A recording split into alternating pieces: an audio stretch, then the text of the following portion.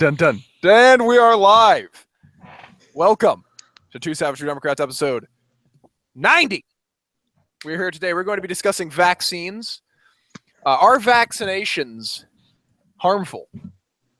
And should they be required by the government? We are going to get right into that right now. We have our guest today, Jonathan.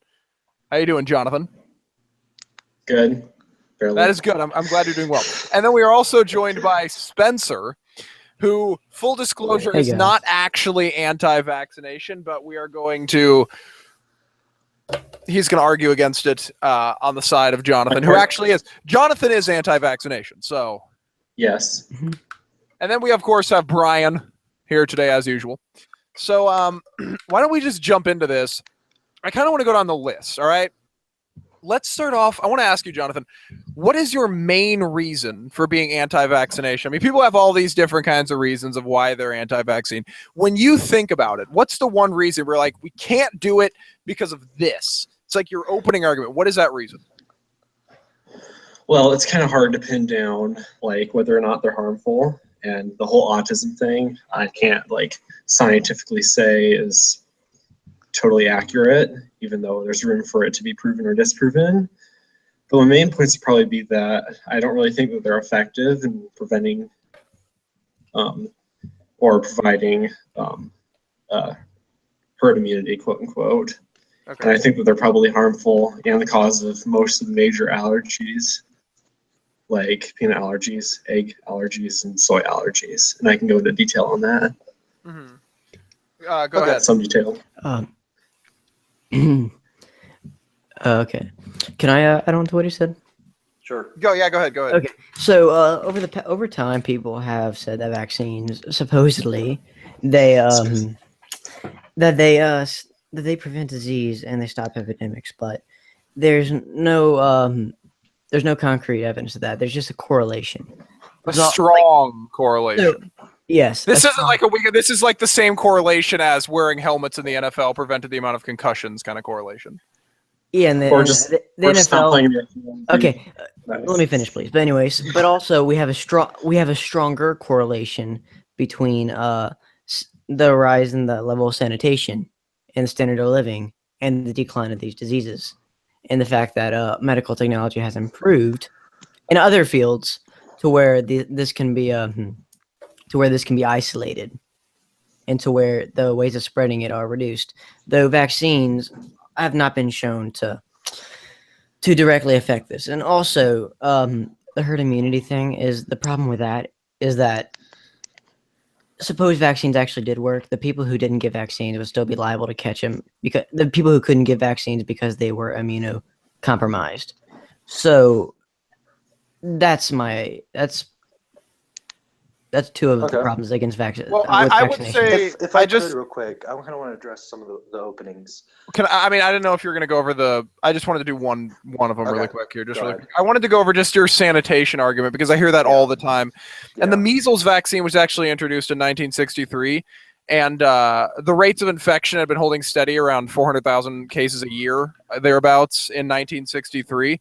And hygienic habits and sanitation didn't change that much over the decade, but the rate of the measles infection dropped tremendously during that decade, and it's happened in numerous occasions, around 25,000 cases per year to that number. So from 400,000 cases in 1963 to only 25,000 cases a year by 1970, and there was not very much of a change in terms of hygienic habits during that time. But there's other vaccines as well. If you look at the Hib disease, according to the CDC, the rate of that plummeted big time as well, while the sanitation habits didn't really change. But we've kind of held the same sanitation. I understand if you're talking about a disease like the bubonic plague, which is primarily spread because of unsanitary conditions. But when you look at these diseases, it's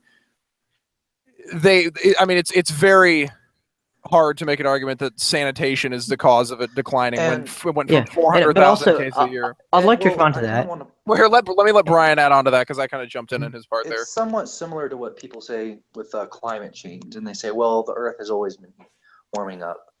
Well, it is, but it's the rate at which it's heating up. It's similar to the rate at which we're seeing the cases decline. A few other mentions is autism. And the room for there being proof of it, I don't really see how there could be much room now that we know it's genetic. And also, there's been mountains of studies done on vaccines to see if there's any relation between vaccines and autism. The only one that's found any is Andrew Wakefield's study, which I could get into all day, with the sample size, with handpicking the test subjects. Well, they did a study on 1.2 million kids. And if there was only like literally a 1, the odds of a ratio were 1. Like there was no difference between kids who got it and who didn't. And autism is a genetic. Oh, go ahead. Andrew Wakefield's study only incorporated 12 kids, which he handpicked, given their medical history, which would have given him the results he was looking for. Prior to that, he was also trying to patent his own MMR vaccine, which is obviously a contradiction of interest. I like to go back to, and I know that you've made this point a lot on the podcast before, Brian, but it's kind of like the same thing when you talk about science, which I would argue that vaccinations is a form of science, right? It's a science. It comes from science. It's not. This isn't the government creating the vaccines. It's scientists and medical professionals coming up with these vaccines. And if vaccines were to be proven to be, let's say that you're a scientist and you want to actually eliminate a disease. Let's say that you're able to prove that vaccines don't work and you can replace that with your solution, you will be world renowned. I mean, you will be a genius. Your name will be plastered everywhere. And it'll be in the textbooks. Yeah, exactly. It'll be everywhere. So I think there's a lot of motive if vaccines were to be causing autism. Address that first off. Go ahead. So first, the measles vaccine, and I also said, along with sanitation, was just the general standard of living, which includes nutrition. And measles is actually the people who are most susceptible to catching it and also transmitting it are people who have who tend to have a weaker immune systems alongside having a lower amount of vitamin A in their diets. Yeah. And sources of vitamin A, such as what was it? Let's see, a lot of these stuff like fish, liver, tropical fruits and stuff. A lot of the stuff I think was actually kind of looked down upon in the 60s with the hippie stuff. Well, no, actually, no, sorry. The other way around. There was more awareness to that. So, I mean, relation between one of the risk factors of getting measles was kind of virtually eliminated at around this time period. So you can't just say that the vaccine fixed that, because vitamin. You use that same argument against yourself that you just so happened to incorporate this diet at the same time in which the vaccines were incorporated. Exactly. And I mean, I can't think of one thing like so many. I mean, it went from 400,000 cases a year to 25,000 cases a year. That's a tremendous and also, decrease. It's also implying one thing we've seen pretty consistent is vaccine rates. Mm-hmm. If it was diet, as you're saying it is, then all it would take is the trend moving away from that and away from that healthy diet, and measles is all of a sudden an epidemic again. Well, if you think about it, there are certain dietary things that you can do now that lower your risk of cancer tremendously. Like, for example, blueberries and the antioxidants of blueberries have been proven to lower the risk of blood flow or blood flow reaching the cancer cells in your body. But you still see a lot of people getting cancer, right? You don't see the amount of cancer decreasing, even though people know about these dietary things. So just to say that, this type of food, if you don't eat it, you're not going to get measles. Yeah. Some people will do it, but I don't think if we'd only seen the numbers drop by 100,000, even at the highest, then I would say yes. But to go from 400,000 to 25,000 in 7 years, that's got to be a cause that's much different than just diet. Than just diet. Yeah, I mean, diet can do a lot, but I mean, and also with the allergies thing, it's interesting because. I mean, I want to go back to your argument. Can you explain some evidence you have behind? This is to Jonathan. Vaccines causing allergies. Do you have any solid evidence of that? First of all, I want to apologize. My computer died and I lost contact. But anyway, the allergies would be primarily like and eggs and soy, because the vaccines are brewed, quote unquote, in peanut oil. And they don't list it on the ingredients because it's not required under current food guidelines from the FDA or such. But anyway, when you inject something like that into your bloodstream, the obvious response from your body is, I don't like that. That's going to kill me. Let's freak out. Well, there's actually a cure for some forms of allergies. So some people who have a peanut allergy, one of the ways to cure that peanut allergy is to slowly introduce So I mean, I think that I would assume that you would see a much larger outbreak of peanut allergies than you're seeing, especially since some of the ways to fix that. I mean, it can't be. It's also the size. It's a very. It's the dosage. Also, I'd like to add on to what Jonathan is saying and how you're not injecting him with like a thing of peanut butter. You know, that would be. I would understand. Obviously that would. What Jonathan is talking about is how a lot of these ingredients, like eggs in particular, I'm going to use eggs as the primary example, but eggs, the way certain vaccines, such as like the flu vaccine, well, some versions of the flu vaccine is manufactured is they grow the strains of the virus in the eggs of chicken eggs, and then they kill it anyways. But one of the most important components of a vaccine that's not necessarily that supposedly true, helps. Can I finish, please? That supposedly helps the culture.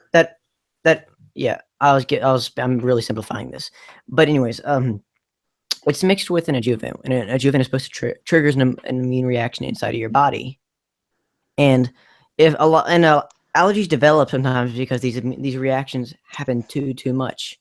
So whenever particles from eggs in this adjuvant become mixed together, the body form an allergy to this particular substance. Eggs. That's a big one. Another one could be like how a lot of people are allergic to certain forms of fungi, like yeast, which is another big with recombinant vaccines. That's how they're produced. Well, okay. So what would be the incentive for people? I mean, so here's what I would say to that. So also, you would argue that. Oh, go ahead. Sorry, Brian. Go ahead. No, go ahead. I was just gonna say the culture they use that egg. It would have been a long time ago. It's the same thing I see when they mention aborted baby cells. That was a cell that would have been in the 60s. They don't come. It's not from aborted cells now. And, it's still from a culture. And then so there's no baby, cells I think or anything like that being injected. So there's a profit to be made when it comes to vaccines, right? I mean, people make money. The companies make money. Definitely. So I don't think that's a bad I think thing, there'd be some. I think no. I think it's a good thing, and this is what I'm going here. Is that I do think there would be some incentive for these companies to stop doing that if it was actually causing allergies. I think, if you could come up with conclusive evidence like, hey, your vaccines are causing a problem, you'd think that one company would get on top of that and find a way. Because, I mean, vaccines on average, they're not that expensive to make. They cost a lot of money to produce originally because all the research and everything like that. But you can make vaccines for about $1 a piece. They're not that expensive to make. So the profit margin is very high for the company. And so you would think that they would come up with some way to maybe change their vaccine so that wouldn't happen, and you would make a lot more money with that. So I can't think of a way that, if it were actually as big of a problem as you guys are saying, you'd think that the companies would already be on top of that, which I don't see that happening. And if I could just kind of give a little bit off of that. First off, I think that big pharmaceutical companies, they have a right to make money off vaccines. Like you mentioned, there's a lot of money that goes into research. No, I agree with you about the money thing. I think it's good. And they actually give a lot away where they don't make money. There's a lot of actually donated to help people in need. So in that case, there's absolutely zero profit incentive. Well, think about how many people they're helping too. I mean, you're helping hundreds of thousands of people every single. I mean, last year there were only 50 reported cases of polio. That's amazing. And another thing about the profit. Yeah, but that's where people weren't getting vaccines. The thing about the profit motive is there's also a profit motive if you did not have vaccines and you had cases of these infectious diseases spreading, because now more people are going to the hospital, they're getting medicine. They're actually going to spend a lot more money than they would have on the vaccine.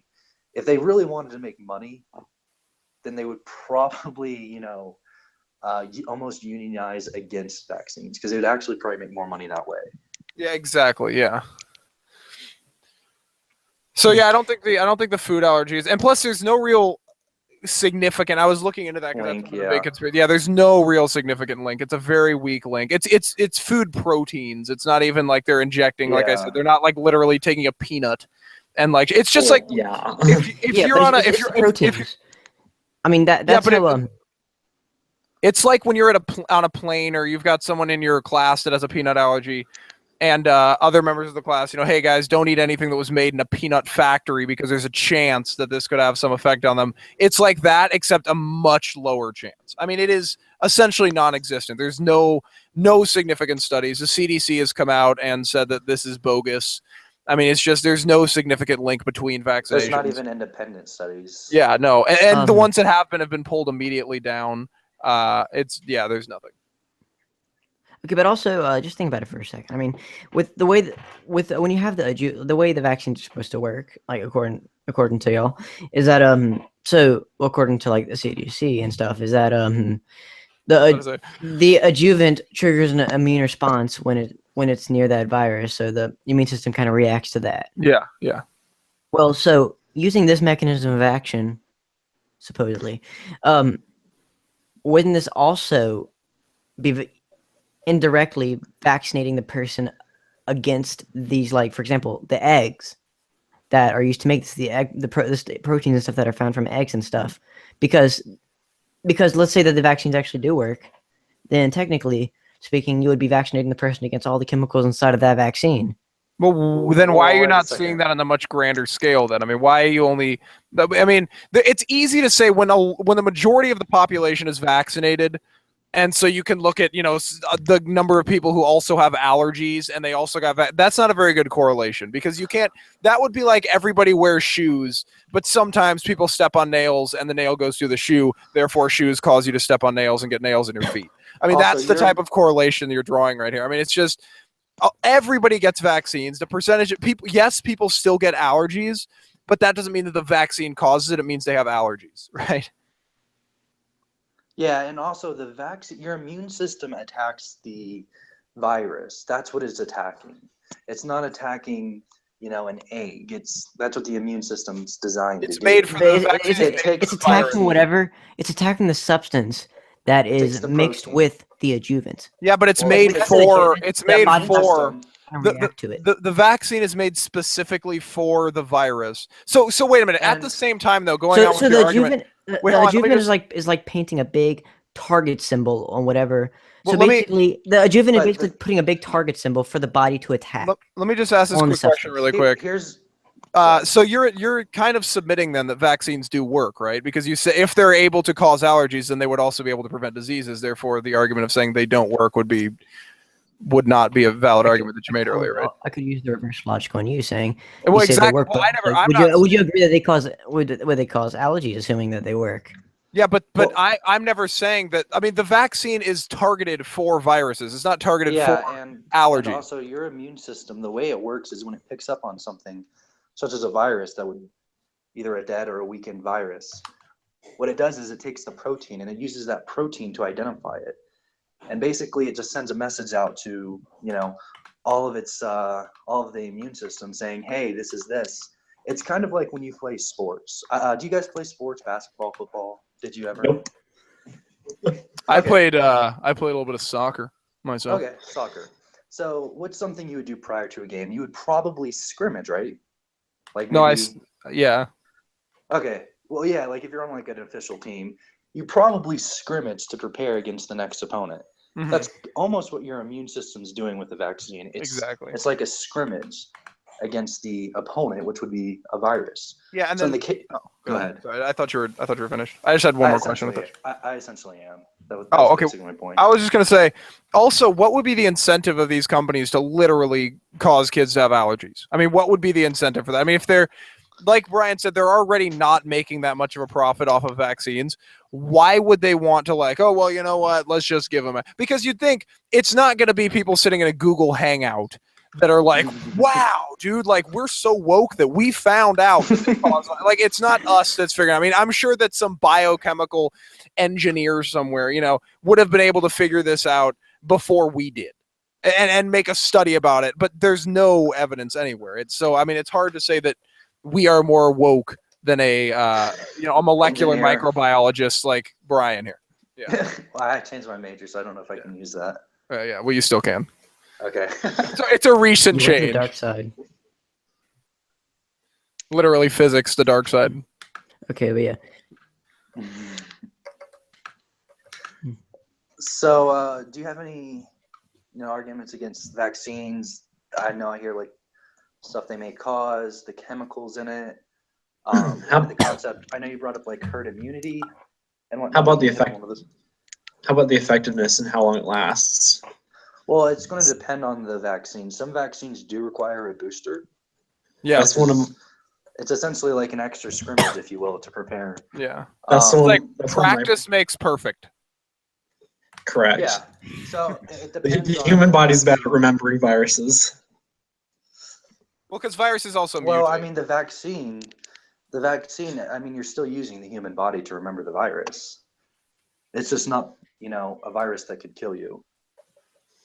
Yeah. It's not like they're putting something other than the virus, and it's usually a dead version or an extremely weak version. So it's using the same concept. The concept between you getting sick and you getting a vaccine, it's the exact same immune concept. The only difference is the extent at which the pathogen can do damage. With Well, the I think- vaccine, it's very, very little compared to. I think it's feasible that the body is going to react much stronger to a much stronger assault against itself from a full-fledged virus rather than a weak version. Well, when you get the Listen vaccine, to a discussion onto whether Like when these you- adjuvants can trigger autoimmune disorders then, where If the I could just body kind of- will attack itself. if I could kind of address that real quick. Fetal tissue. The thing that I'm bringing up is when you do get when you get vaccinated, what's happening is it's taking the information from the virus Exactly. and it's basically having a blueprint, Mhm. a set of code, if you will, on how to defeat that virus. It's kind of like in CRISPR. contact. There are some things that do it automatically in nature. I don't know if you guys have heard of CRISPR, So but it's I know what essentially CRISPR similar. is. It's essentially similar it's to that. kind of like It's You know, if recombinant you were- technology. if you were to get a message, just delivered to your door of step-by-step instruction on how to get to the store, and compare that to walking through, a hellstorm of snow, 5 miles uphill to get the same kind of steps of instructions. Yeah. Both instructions are going to lead you to the same way. It's just one is much more miserable than the other. It's like using your phone when you look when you like get directions on your phone. You know the streets, you know the directions, but you don't know about traffic. You don't know about anything like that. So it's kind of like getting a cursory blueprint of what's going to be going on.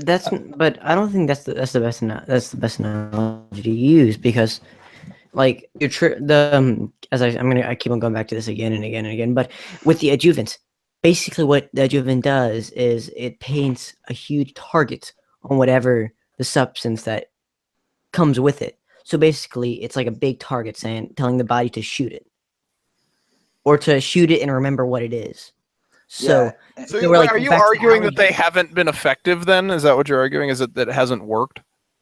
I'm arguing that they're too dangerous, and that the benefit is far outweighed by the cost. Okay, well, let's just go hypothetically, and let's say vaccines do cause autism. They don't, but let's just say they do. And I'm not arguing that either, though. Let's just say they You do. can't So prove- did you know that If there was you only don't. one death reported from the CDC between 1990 and 1992 that was attributable to a vaccine?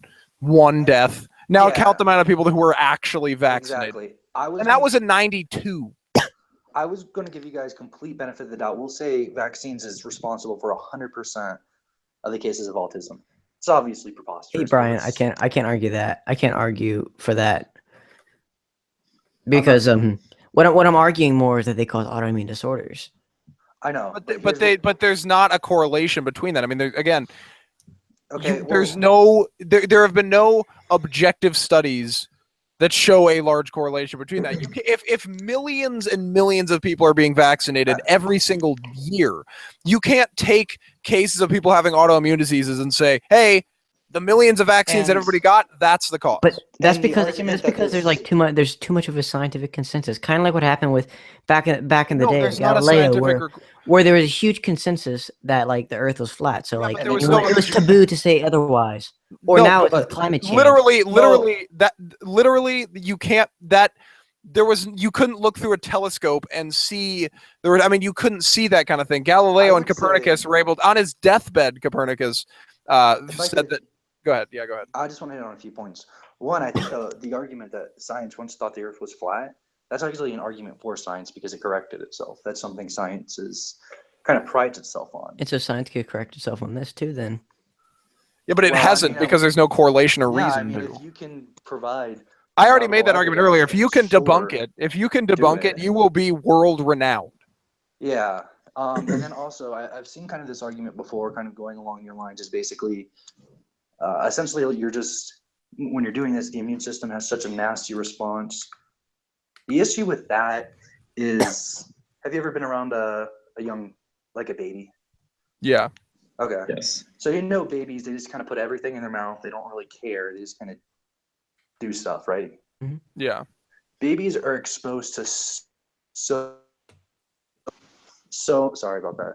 So many they're microbes, exposed. and their immune systems aren't having this absurd reaction you're claiming that would happen. That's because the antibodies are passed down through the mother's breast milk, which No. she has- He's talking about the kids are literally like, let's take a phone screen for example. A lot of mothers let their kids play with Oh. phones. A phone screen has more germs on it than a toilet seat. That would Yet- overwhelm the immune Yeah. system using your logic. Bathing your Technically, children.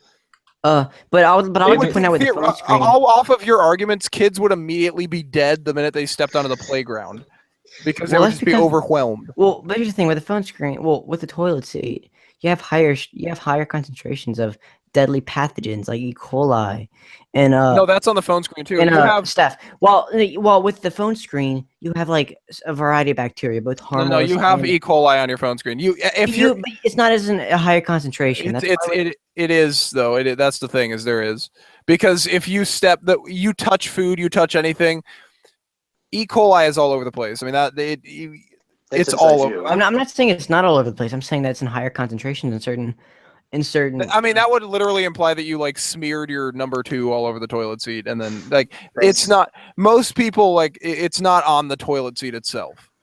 And if it is on the toilet seat, then it's coming off of your, I don't butt cheeks and not your actual because you're hopefully Wait, with the unless you're public having some bathroom, you never know. explosive stuff going on in there. Wait, okay, with the public bathroom, you never know. 1 second, I'll be right back. Well, okay, that's fine. But I mean, I would just because there are a lot of like if you, for example, just like they talk about the 5-second rule. If you drop food on the ground and it's on there for like 0.1 second, it's already collected so much. I forgot the exact percentage, but a lot of E. coli on it already just from being there because there's literally like everywhere you walk, there's poop on the ground just scattered like E. coli, I should say, not poop, but E. coli. All over the place. You touch it's on your hands all the time because people touch things that they have it on their hands and it's there. And again, I would like to say that the kids are not dropping dead because they have an immunity passed down through their mother's breast milk. That's why babies whose mothers get sick, they tend to not catch it from their mother because the mother's antibodies are passed down through breast milk. The thing about the vaccine too is that they're using a dead virus in most cases, and so it doesn't. Or an entirely different virus. It's like not- in smallpox. It'd a be similar- cowpox. Exactly. It's a live. It's a different virus. It's a dead virus. Therefore, it can't actually activate and actually. I never cause claimed that. I'm not claiming that it would. Well, I'm saying though, so it can't kill the kid like you're saying, or cause the kid to get sick like you're saying, or I'm cause. talking about a certain chemical in Not the vaccine, necessarily. the adjuvant. The adjuvant triggers an immune. Yeah, but there's response no. in the But I body. wasn't even acknowledging because there's no. I'm not talking about correlation the of dead that. virus. The dead or weakened virus is of no concern because the body can fight that off. What Yeah, I'm talking about is the adjuvant, which But what you're talking about has no body correlation acts either. on- It has no correlation. There's no correlation. Find me 5 studies from world-renowned scientists that show a correlation between that, and then I will take your point seriously. But because I could show you 5 studies right now. I'm a world-renowned scientist. Does that count? Well, you have to have some sort of evidence. It's kind of like if someone were to come to the table and say there is a revolving teapot in between Jupiter and Saturn that is it's so small you can't see it, but it's there, and it doesn't affect How did you anything. see it? Huh? Then I would say, then how did you see it? Well, I'm just saying they could say they saw it because they could say, oh, well, there's some phenomenon in the gravitational. They could just make it up. That's what I'm saying is you can just say things, but if you don't have anything to back it up, it's very, very hard to. I'm just Like using, how I'm did just, you say I'm that? just using the mechanism of action of a vaccine to explain how it could cause an autoimmune disorder. But there's no correlation, though. That's the thing. I mean- understand I understand you're assessing how it could happen, but it doesn't happen.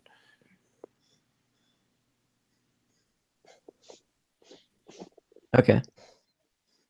Yeah, and just to kind of continue, the immune system, what it's doing is it's taking information and it's using that information to create antibodies. I feel it's sometimes made out to come across like there's some sort of absolute bloodbath war going on in your body when that's simply not the case. Yeah, it's like 300 going on. Like, ah! So let's go on. Let's move on to kind of off of this, and let's move on to more of a more subjective argument. Do you think that vaccines should be mandatory or required by the government?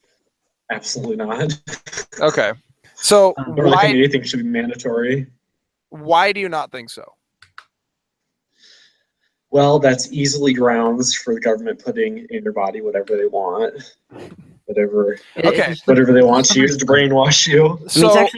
I hate to use slippery slope as an argument, but it's literally a slippery slope. If you give the government an inch, it'll take a mile. So you you're give an the anarchist? government the body to mandate that Should we have a military? it can force. That's giving Yes. an inch, is it not? It can mandate that so basically, the government can mandate that you have to have a certain chemical or drug in your body. Then what's going to stop it from saying, hey, we're going to forcefully what if they take a step further saying we're going to sterilize a population forcefully?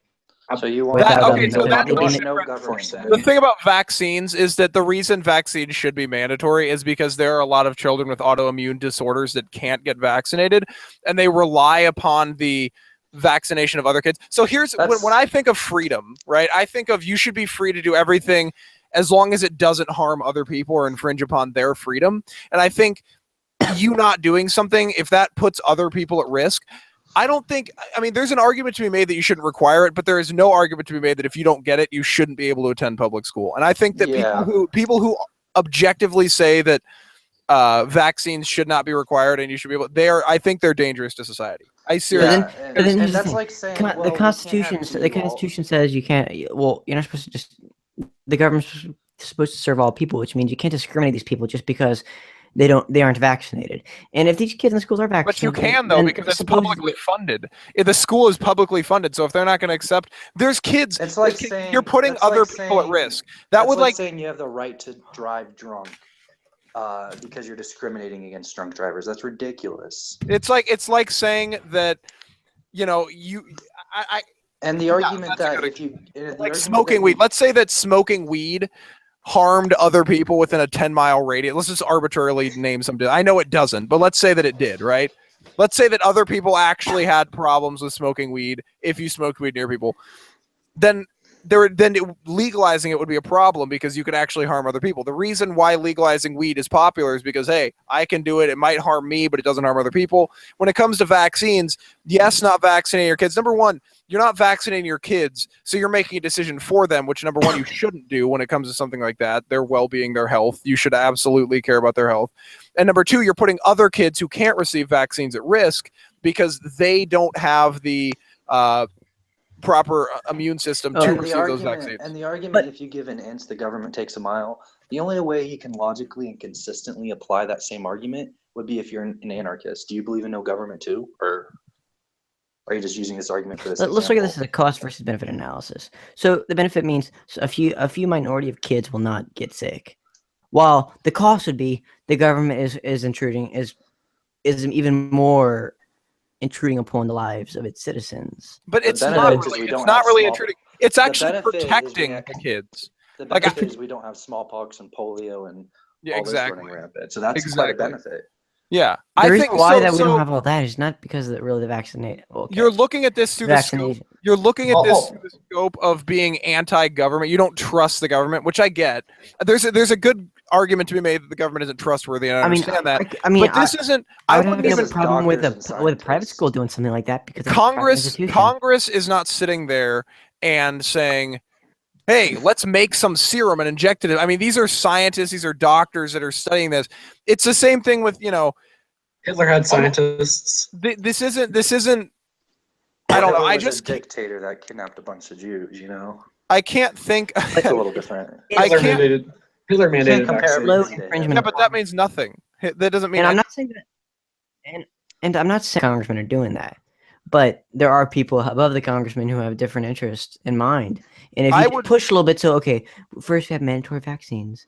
Next, let's have mandatory. I don't know, So you don't want the mandatory. government to You're mandate just anything. you're just arbitrarily going down a rabbit hole right now. You have no evidence that's going to happen. The problem- I mean, again, like for that argument, do you not want the government to mandate anything? Because with that logic, if they have the slightest bit of power, they'll become tyrannical. Yeah. Oh gosh, So God they forbid don't enforce any laws. because people without polio are much less likely to overthrow the government than people with polio. Yeah, the people with polio will die out. Well, that's the Well, thing not is you'd think. necessarily. You have the iron lung. Okay, Yeah, but that's horrible. You shouldn't put people on It the is iron horrible. lung. That doesn't mean they're Yeah. going to die, though. Yeah. The problem with the weed/drug driving analogy is that's mandating not doing something, and vaccination is mandating positive doing versus something. negative liberties. Okay, so Well, here's but thing, the essence that he was making, the argument that he was making is that you were you're putting essentially other people in danger. putting other people at risk. Yeah, if you're putting other people at risk, you shouldn't be able to do it. And I think that not getting a vaccine and then going to public school is putting other people at risk. Potentially, yeah. Yeah. I wouldn't even say And just potentially. I think it is. So there And was just ban them from coming to public school. Don't force them to vaccinate.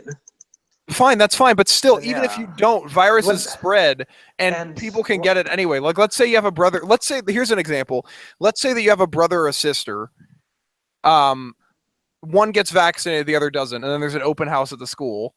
The brother comes to the school. He's not attending the school, but he comes because he's there. So one's vaccinated, the other isn't. He's at the school.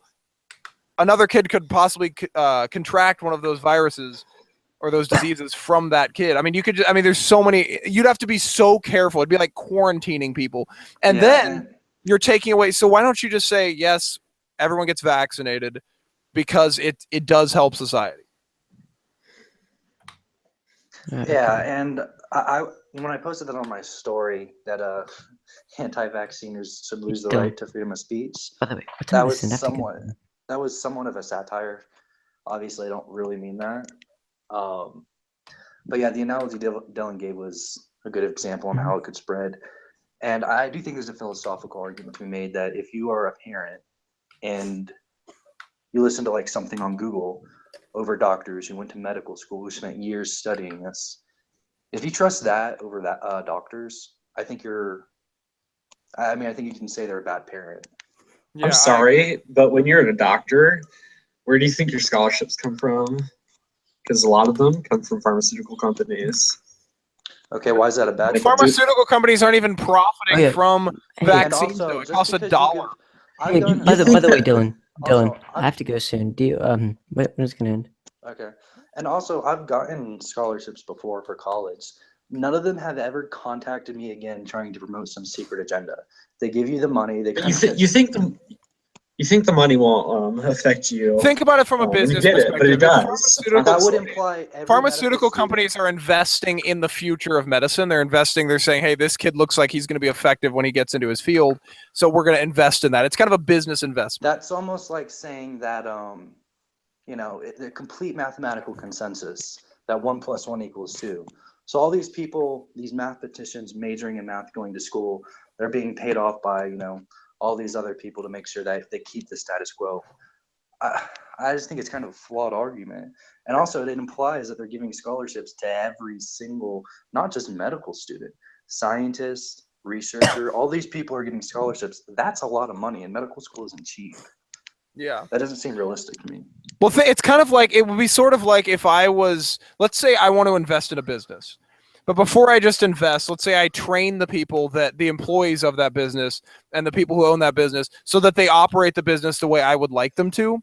And then I invest in the business so that I know it's doing exactly what I think it's going to do. It's not going to take any weird turns or anything like that because of it. I'm sort of making an investment, in this case, time into that business beforehand. And I think that's what the pharmaceutical companies are doing is they're saying, hey, this person looks like they're like Brian, obviously very effective in the medical field. They're going to invest in Brian because Brian is going to graduate medical school, whatever. And you change your major now, but and be effective in that field, thus helping the pharmaceutical companies make more money. I don't think they do that just for vaccines. Like, I don't think they're sitting in a room like, oh, we could really get these people to push the vaccine so we can inject nanobots into the humans. I don't see that happening. I think if it were to start happening, I mean, there's no objective evidence that it's happening right now. Obviously, if it was happening, I would be against it completely, but it's not. There are many other ways to fool the American people. I mean, look, we got Obama. All right, you didn't need vaccines for a bunch of idiots to vote for Obama. It just happened, right? Yeah, and the great thing about science is it's a really great self-check. So science is a cutthroat business. You basically make your living off destroying other people and their name and destroying their paper, or producing your own paper that's just so waterproof it can't be destroyed. If there was some way they could do this, they could discredit these vaccine papers and prove vaccines are harmful. I don't see why they wouldn't. I mean, there's independent scientists. You have scientists from a variety of different governments all coming to the same agreement. These guys aren't meeting up on the weekends at a barbecue, talking about what they're going to put in their paper. Yeah. They're coming to their own some steaks. conclusion. So these are chemists, biologists, doctors, microbiologists, infectious disease specialists, all with no connection to each other coming to the same agreement. Yeah. And no motive to come to the same agreement either. That's the important thing. There's a motive to come to a disagreement, actually. Yeah, exactly. So do you guys want to call that a show? Spencer said he had to go here pretty soon. Yeah. All right. That was a good debate, guys. Dylan, thank you. Well, I just want to say something. Thank you for having me on. I just wanted to say again, I am not against vaccines. I'm actually a full supporter of them. So, but I'd like to say this was a really great opportunity to argue for the other side. It was really challenging, and for allowing me to do this. Yeah, no problem. And thanks for Jonathan for coming on as well. That was a good debate. But anyway, that is it for TSFD episode 95, ladies and gentlemen. If you enjoyed, make sure you like and share, and don't forget to subscribe so you don't miss out on any more. I will catch up with you guys next time. Bye-bye.